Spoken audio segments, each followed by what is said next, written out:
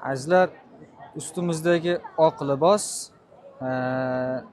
ehrom atalmish kafan hisoblanadi. Payg'ambar alayhissalom aytganlar, kim ehromda vafot qilsa, boshi o'ralmasdan kafallanadi. Ya'ni o'zini ehromiga kafallanadi.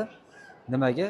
Qiyomatda odamlar yer ostidan yer ustiga tirilar ekan, ayni o'sha ehromda vafot qilgan odam labbayk Allohumma labbayk aytib odamlar huzuriga tirilar ekan.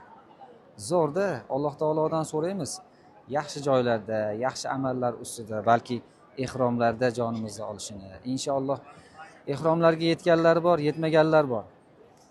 Imkoni borlarda chaqirib qolamiz. Sentyabrga reys qo'yganmiz, 16-17 reys kunlariga inshaalloh 21 kunlik, 14 kunlik marhamat qilib dokumentlaringizni topshirsangiz bo'ladi. Imkoni yo'qlarga kelib duo qilamiz. Alloh taolo o'zi chaqirsin. Qalbida muhabbati borlarni Alloh taolo shu joylarga keltirsin inshaalloh.